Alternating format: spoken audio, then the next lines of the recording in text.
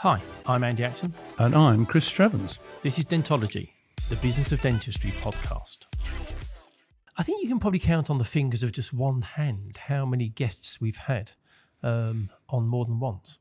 Yeah, very few. Few. And I suppose what's interesting with Simon is the fact of, there's a real evolution even in the 2 years maybe since we spoke to him. Yeah, just under 2 years. It's fascinating. Yeah. I felt it was... He's got a lot going on, hasn't he? When you look at it, there's a lot there. But also they're interesting. And that's not to say, only running a dental practice isn't, but because we operate within the great profession of dentistry, a lot of what we hear and see, there's different blends and colours and flavours, but it's all within a certain framework. Whereas some of the things that Simon's doing is slightly different. So, trying to build Parla from start-up to where it's at. And I couldn't believe it's 5 years old now, which is incredible. I think the interesting thing for me was it's because of Parla, him and his team and, the other guys in it have been exposed to commerciality, which... being rude, sometimes you don't really get exposed to his dentistry. Yeah. Because actually, he's going up against Colgate. Well, I think people like that with massive spends. Well, I think when you're in, was it FMCG, isn't it? Fast moving consumer goods. That's a brutal, margin driven world. And particularly hard when you're a business that's doing it with sustainability and eco at the core in terms of the principles of what's driving you. That's a very hard world to be in. Yeah, I thought it was fascinating. And he's a really nice guy as well. Absolutely. And also about the dental growth retreat and where that came from. That's true, yeah. And for people listening, Simon's going to talk about what the dental growth retreat is, but we are going to drop a link in the guest notes if you're interested, because there's another event coming up soon. But no, it's really good, really enjoyable episode, really enjoyable. It's always nice when we have a returning guest. We haven't had many. No, we haven't. It's a rarity, actually. It is. So it should be honoured, sir. We are very honoured. Today, we're delighted to have a guest come back. We've got Dr. Simon Chard joining us. I've got to take a big breath for this because there's a lot coming. Okay. But Simon is the co-principal of Rotherley Lodge Dental Practice. Tick. Co-founder of Parla, redefining oral healthcare for the next generation. Tick. Co-founder of the Dental Growth Retreat, which we're going to find out something about. Tick. Past president of the BACD. Tick. And a key opinion leader for a variety of dental things. Tick. Well done, sir. Welcome, Simon. How are you? That was very efficient. It was. How have you been keeping? Yeah, very well. I mean, you can add to that father of three under six as well. So that obviously throws a bit more of a spanner in the mix, as you well know. Yeah, your grown family. And you do it so well. You've always got a smile. You've always got time. You always seem to be really present and focused on whatever you're doing. Sometimes a smile and a grimace, though, they're very similar. They blend. Just how you look at it, Chris. It's my positivity, Simon. but genuinely, I think that when you are incredibly busy, you have to really focus on the thing you're doing, or else you just do loads of things to a mediocre level, don't you? Yeah, absolutely. I mean, and that's what it's all about. I think all of us, I'm sure, at times feel burnt out. We feel our stress levels are getting too much. But if you are doing things that you actually love and are passionate about, then I mean, we're all on this call very lucky to do what we love, really, right? Oh, yeah, definitely, yeah. It makes even the most stressful moments a bit more manageable. Yeah. Absolutely. So we originally spoke back in March 2023. So it's nearly 2 years ago. It's absolutely crazy. He looks exactly the same. He does, yeah. We're aging. Yeah. He's like the Peter Pan of dentistry. He's 74. Something that was big back then that would be nice to get an update on was Parla and Dragon's Den. In that was a lot happening around that space. We're now nearly 2 years on. I'd like to get an update generally on how Parla's doing, but just reflecting back on that moment, because you got offered the money by the Dragons, but you didn't accept it. Do you still stand by that decision? Yeah, absolutely. I mean, as I may have said before, so apologies if I repeat myself, but we were so early on when we went on Dragon's Den. We've been trading for 6 months. We'd done, I think, 50 grand's worth of sales. It was too early on to be accepting fundraising, and to lose 30% of the business, which is what they were offering for 70 grand at that stage, it just doesn't make any sense. I don't think you'd ever want to give away that level of ownership of your business No.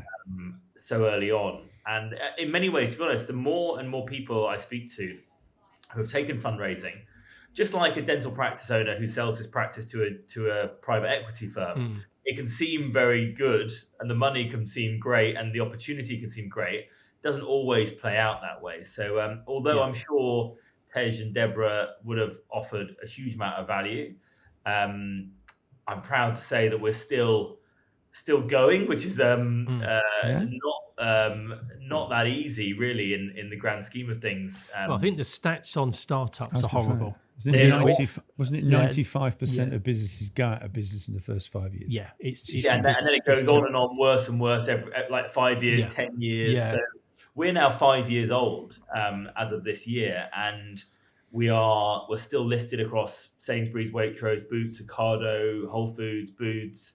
Our subscriber list is growing, and we're pivoting. We're sort of retacting, I think, along the way as the commercial environment changes. I think where we started off being very much sort of, we are a sustainable brand and an eco brand.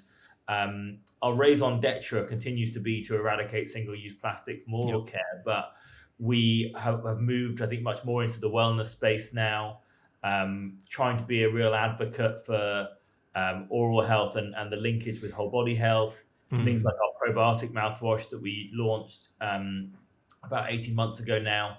That's doing really well. It's becoming one of our top sellers across Sainsbury's, Waitrose. But you were real pioneers then, weren't you? I think Colgate fairly recently bought out their SLS free range, haven't they? And it seems that you were kind of looking at doing this. Obviously, the company's 5 years old, but I know that you've been thinking about this and been passionate about the oceans and trying to do something for way longer than that. But now it seems that the mainstream are kind of catching on. And I mean, that phrase greenwashing is terrible, but you don't want people who are kind of doing it because it's a marketing angle as opposed to truly committed to doing it because it is sustainable and it's good for the planet. Like dolphins on tins of tuna. Let's not go down that route. Yeah, absolutely. And I mean, the classic was, I won't call them out specifically, but a certain large multinational brand putting their recyclable toothpaste tubes in non-recyclable outer packaging. It's just a classic example of that. So I'm sure there's many good people in those companies, and they are trying their best to do the best they can. But the inevitable outcome is that they're large, publicly owned businesses on the whole. They are driven by profits. Shareholder value. Driven. I know that I make many decisions that do not make sense financially, and I could make more money if I was willing to compromise on the quality of my ingredients, the ethics of my ingredients, the quality and ethics of my packaging. God, it's easy to make things in plastic. I mean, it's so easy, but things... The world's designed for it, isn't it? Yeah. These things last forever, and they're just piling up, 20 billion every year. And that plastic isn't going anywhere. Or some of them might be recycled, but the big plastic count from last year showed that only 17% of recyclable plastic actually gets recycled. Wow. The rest of it's hitting landfill, and it's still plastic. So only 17% of recyclable plastic is being recycled, not of all plastics. Right, no, recyclable plastic. Yeah. That's terrible. Wasn't there some article, I read an article, something at the bottom of the Marianas Trench or something, which is the deepest part of the world. They found that plastic particles in the fish down there or something. Wow. And it was like 90% of us have microplastics in our bloodstream. That's mad, isn't it? So it's just not a solution. And look, at the end of the day, like, are we going to be able to persuade the whole world to change that? Clearly, with old Trumpy telling us that plastic straws are back on the agenda in the States, it doesn't look like it. No, but all we can do is try. But we can do our bit. I'm very, very proud of what we've created at Parla. I'm really proud of the brand. I'm proud of the difference that we're trying to make. It's no greenwashing. It's no gimmicks. It's just real quality ingredients, quality packaging. But people are buying into that as well, aren't they, Simon? Because you're saying you're selling more, your subscriber list is increasing, but also you've just completed another funding round, which is oversubscribed. So that kind of says that the dental community and other non-dental investors are seeing what you're doing as being important work. And I know we make investments for returns, but people are still backing the idea and the principles that sit behind it.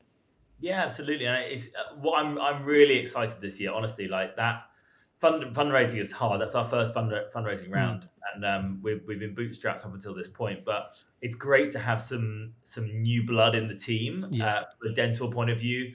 Samir Patel's come on board. Tom Crawford Clark, MIDI, loads of sort of top dentists who we know. We know well, obviously because it's a small industry, but are also industry leaders in their own way. So it's really exciting to have some new ideas and some new people to sort of help us shape the future of oral care, because there's still so much wrong with oral care. I'm really excited for and you have to keep evolving, don't you? Really, you sort of that with your probiotic, it's just you can't just stand still. No. Otherwise, either someone catches you up or you run out and lose relevance. Our uniqueness compared to those big boys, we're never going to have the budget to outspend them, obviously. So we have to be super nimble, super quick. We have to be a speedboat to their big freight ship. And sort of be ahead of the curve. So that's really our focus moving forward. But also as a business, you've configured your business in a way to support your products as well, because you're now certified as a B Corporation, aren't you? Yeah, and that was a year's worth of work. Just for the uninitiated, what does that actually mean, Simon? So B Corp is an accreditation that was set up to try and connect business and profits with purpose. Right. So they want businesses to be a force for good, and they believe that they can be. And they're very, very strict as to the criteria that you need to achieve to be accredited by them. So much so they actually even go into your articles of association and make modifications so it's in line with people, planet, and purpose. So that was about a year's worth of work. And take into account, we were built as a sustainable, ethical, basically a perfect B Corp brand, but it still took a year to get it over the line. So it's a lot of work, but we're really, really proud. One of the few B Corp certified oral care brands in the world. We're the only one in national grocery, so in the supermarkets. It's something that we're really, really proud of. And I think it's just we knew it internally already that we were doing everything the right way, but it's nice to have that sort of formal validation. Well, yeah. And how does the life of a founder feel? Do you wake up every day and it feel like ground zero? Or do you see the gains? I remember years ago my father having this analogy where he was saying that quite often life's a bit like climbing a ladder, and it's only when you stop and you look down and you realise how far you've come that you appreciate the movement you've had. How does it feel for you with 5 years under your belt with Parla? It's a roller coaster is the only way I can describe it, really. I mean, it's got high highs and it's got crashing lows, and the frequency of those is pretty regular. And so the mental resilience piece, I think, obviously we talk a lot, and we'll talk about the retreat later on, but we talk a lot about mental health in dentistry and the huge prevalence of chronic stress and burnout. I would say probably one of the sort of professions that almost challenges us in dentistry is startup entrepreneurs with regards to the terrible nature of their mental health status as a general rule. Because it is relentless, it is brutal. There's no days off. There's no holidays from a startup is something that we say internally quite regularly. And so at the end of the day, when you're working with a small team and you're relying on many, many different moving parts, ingredients, manufacturers, delivery, retailers, there's so many variables, the consumer themselves, there's always a challenge. And I heard Gary Vee talking about it one time, and he described it perfectly, that running a small business is basically just fighting fires every single day. And the sooner you can get your head around the fact that that's normality, and that the days when it's easy are the sort of isolated incidents, that is the better way to look at it, rather than the other way around and being surprised when stuff is challenging. Same for all my dental practice owners out there as well, I'm sure. It's a challenging time, and certainly the last 5 years has been a very, very challenging time to run a business. Constantly increasing prices, constant cost of living crisis for everyone, so people are a bit tighter with their money. Certainly since the sort of COVID bubble and the Zoom boom and all that sort of stuff has relinquished, it's been challenging from a cost based point of view across the board. Really. I think you're right. There's not been much stability, is there? Because you had COVID, and then straight out of that, we went into the recruitment crisis. Then falling out of that, you then had rampant inflation. Yeah. Then Ukraine me up. Yeah, you had the war. Then most recently, we've had the change of government in the US that's potentially impacting the UK in terms of confidence and how people feel and whether the recession looming. So here as well. Yeah, so there's so many but we elements. did grow by 0.1%. Yeah, yes, but to your point, you're right. In a bit like what Gary Vee said, there's always going to be these external changes, but you have to keep pushing on. You can't say, at this point we'll just stop. You just keep pushing, and. Going back to the funding round you just completed, what will that enable you to do in Parla? Is that to build out the team? Is that where you need more resources to help you grow to the next stage? Yeah, I mean, as with everything, you've got to build all the different components of the business. So we've already brought in one new team member. We'll probably bring in one more towards the end of the year. But the big focus at the moment is the new product pipeline that we've got in store. We've got some really exciting new products coming. So there's a big focus on that. And then it's really just driving awareness, really. I mean, for frame of reference, marketing in the sort of locations that we're in the Boots and the Sainsbury's and the Waitrose, it's bloody expensive. And because obviously they're dealing with like P&G and Colgate. That's right, yeah. So 10 grand here, 20 grand here for a little wobbly thing that sits on the shelf. Seems like pennies for them, but obviously for us, like we've got to really consider that spend and see what ROI we're going to drive out of it. So you need a decent amount of capital to be able to actually compete on those shelves.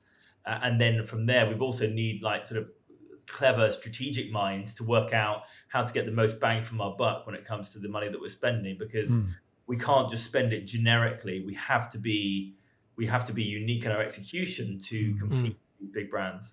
Yeah. What's that thing? Guerrilla marketing, isn't it? Is that what you call it? And to try and work out where you should be dispensing your cash. Where do you see Parla? Like you're 5 years in. If we then kind of rotate and look 5 years out, where would you like to see Parla 5 years from now? So as I say, I mean, I think that wellness space and the beauty through health, as opposed to beauty through the Love Island crowd, is going to be the new space that we move into. I think the days of big lips and overly filled faces and that sort of artificial beauty, I think that's going to go. And I think that the big focus is towards luxury wellness. And you see that already. I don't know if you saw the Necco Health brand that launched recently from the founder of Spotify, where you can go in and you can have a full body scan and a variety of other tests with medical professionals, very much sort of longevity focused, wellness focused.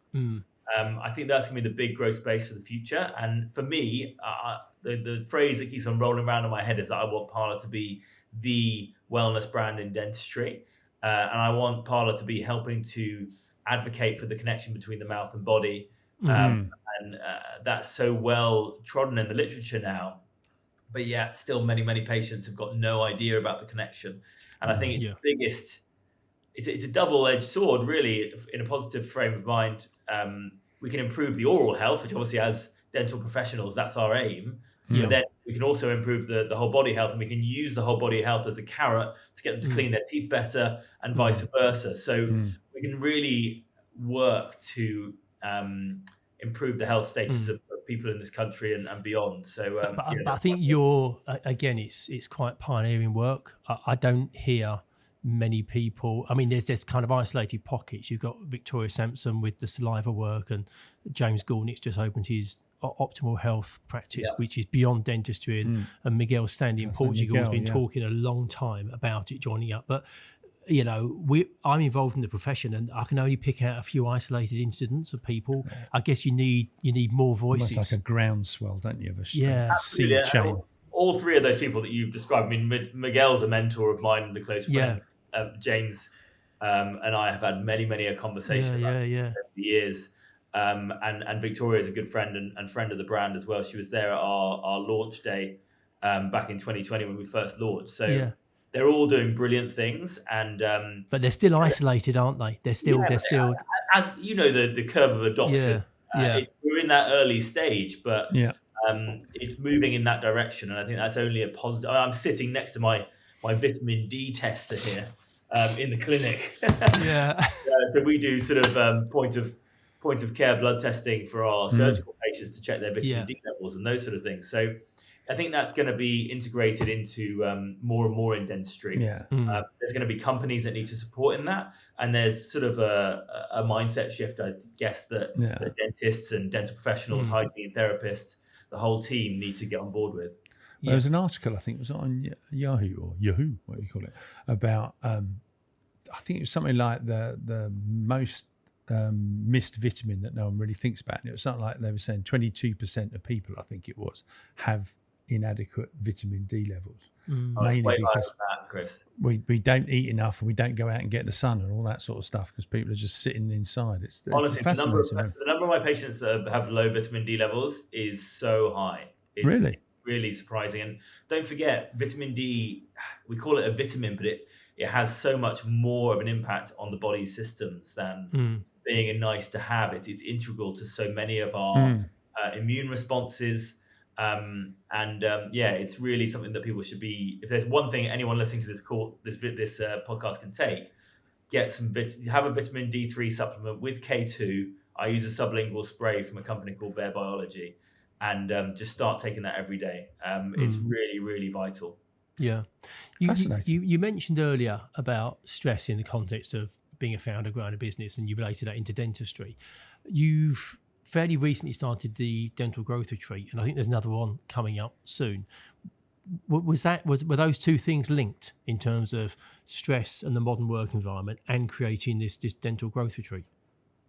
Yeah, absolutely. I mean, I'm a personal development obsessive, and I have. Are you getting counselling for that? I do. No, just meditation. And I've spent the last probably 10 years of my life optimizing every element of it, whether it be my health, my daily routine, my exercise routine, how I structure my working days. I've put a lot of time and effort and money into optimizing those things, and had various mentors and paid health and wellness coaches over the years as well. And so it's a real passion of mine. And the thing that really stimulated me to implement and to bring about the Dental Growth Retreat was that I saw the study from Dental Protection in 2020, which said that over 50% of dentists are looking at leaving the profession for reasons of personal well-being. I've been lecturing on mental health probably for, I would guess, since about 2016, 2017.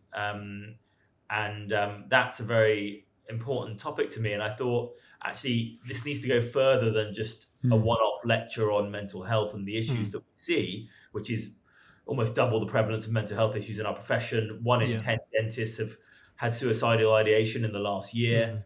Really shocking stuff. And obviously, we all know friends and colleagues that we've lost over the last few years.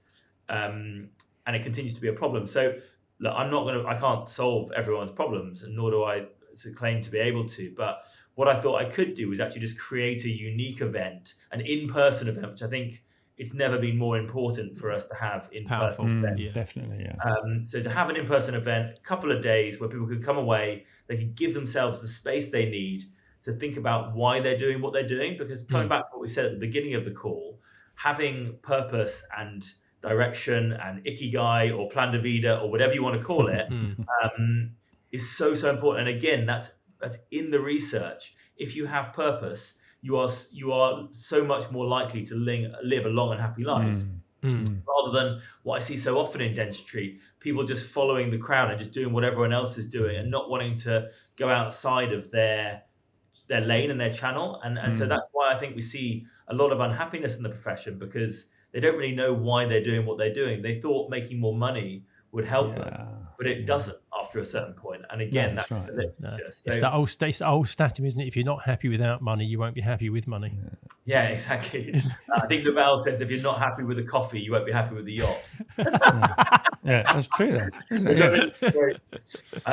But you create your own north, don't you, really? So I wanted to create something that, as I say, gave them the space, and also gave them an opportunity to focus on the things around dentistry. So build that resilience of body and mind, so that when they do deal with the inevitable chronic stress that we all experience, either as clinicians and or as business owners, they were more able to weather the storm and feel sort of more stable when those situations presented themselves. And also in your personal life, doesn't it? It leaches out into your personal life. You know, you can't be one person here and one person there. You're the same it's all person, joined up. Where do you host these events? So the next one, which is coming up on the 19th to the 21st of March, is again at the Wilderness Reserve in Suffolk, right? Which is basically, I think it's a 5-star resort, but it's a 15,000 hectares, and they've got these individual sort of estates or residences on it. So we rent out something called the Chapel Barn Estate, which, as by the name, is there's a big barn there converted, which is where the lecture is, and then it has its own sauna and steam room, swimming pool. It's got its own wild swimming lake. Yeah, I saw that. Freezing. So in March it'll be chilly. Yeah, I bet. So do you do wild swimming as part of the experience? You do wild swimming? Absolutely. Yes, we go out for a sunrise swim on the second day, and it's very bonding. And like, as I say, we start off. The first question I ask when we get there is, what are you most proud of in your life? And I think it's a really interesting place to start. And the fascinating thing was, and I wasn't really expecting this, but this was the first time a lot of these people have met, very, very different people, some young associates, some older principals, all sorts of people there. And I think everyone reported the thing that they were most proud of was the thing that had been the most challenging in their lives. And I thought that was such an interesting reframe of these really, really difficult things that we've all been through. We think we want to avoid those challenges and those really hard times. But yet when you ask someone to report back what are they most proud of, it's that. So I just thought that was really interesting. And again, I was really grateful. People were very, very open and honest about the challenges they'd experienced. And we really created a great bond. And we have an ongoing WhatsApp group where we catch up, and the feedback from all those individuals afterwards, whatever their goals may be, to get healthier, to lose weight, to have a more balance in their life. Some of them have tweaked their calendars, their working environments, where they're working, who they're working with. So loads of like really cool changes that have come out of the back of it. And I'm looking forward to the one in March. Did you find it hard to get people to think about what was proud? The only reason is we used to ask various questions to people in interviews, and we'd say, what was your biggest success and your biggest failures? And it always used to amaze us that people could quite easily reel off their failures, but they couldn't think about their successes. And it was like really? A human condition. Yeah, you feel that you failed more than you've succeeded. Yeah, well, that's probably true for most of us, isn't it? Yeah, so it was really interesting. I think in a way it's just what you were saying, that they're proud of where maybe they'd struggled. It's interesting. Is the plan to roll this out as a program, or is it always going to be in that location and a select few events through the year? Do you see it something that could turn into a full program nationwide? To be honest, I'm taking it one day at a time. I mean, it's really a passion project for me more than anything else. Obviously, I've got my hands full with Parla and still doing a few days of clinical work and children, running the practice, and children and lecturing and all the rest of it. Yeah. So when I told my wife I was doing it, she was like, "You are absolutely mental." But as I say, the matrix I run my decisions through to whether it's on the retreat is through my life mission statement, which is to do amazing things that I enjoy with people that I love that have the potential to change the world. So if it fits into that matrix, then I just do it, and I just whatever it takes to get it done, I'll get it done. And so with this, I couldn't get it out of my head. The moment I saw that study, I was like, I've got to do something around this because it's what I love to do. I love talking about my ice bath and my sauna and my red light and exercise. And like anyone that follows me on social media knows that pretty much all I talk about. I don't really show many before and afters of smiles anymore, but that's just where my passion is. So And I guess even if people don't come to the retreat, if it sparks something in them to go and do some further reading or, get themselves some help in a particular area of their life that they're not that happy with at the moment, that's going to be a result. Because going back to what we were saying before about raising the awareness, about the connection between the body and the mouth, the more that it can be shared openly about it, the more it can help people. It's got to be a good thing. Could you let us have a link, and we'll drop it in the show notes as well, so that if people are interested, they can find out some more information and perhaps even join you in, when you say it was, later in March? March the 19th. Yeah, we've got a few tickets left. So right, yeah, fine. I quite like the idea of a summer growth retreat in Portugal by the sea. Yeah, that sounds quite nice, doesn't it? Yeah. And how did your own interest just come from just being curious about living the best life possible, or have you found yourself in situations where you may have been starting to suffer the early signs of burnout, or stress has got too much for you? Yeah, absolutely. I mean, not wanting to dive too deep into my own personal therapy. Yeah. But I've certainly got my own fair share of issues. I think we may have discussed previously about my sister had bone cancer when she was 7. Yes. We sort of really rocked our family and certainly had some knock-on negative impacts on the way I react to certain stimuli.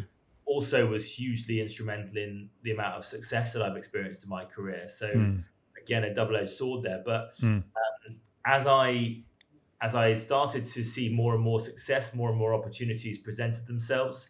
As more opportunities presented themselves, my time got more and more squeezed. And so I think by that nature, I've almost been forced into optimizing my life for stability of mind and for efficiency. And so things like waking up early, which I now view as one of the biggest positive changes I've made in my life, and working out came as a result of the fact that I was running Parla and the practice and lecturing, and I had a child.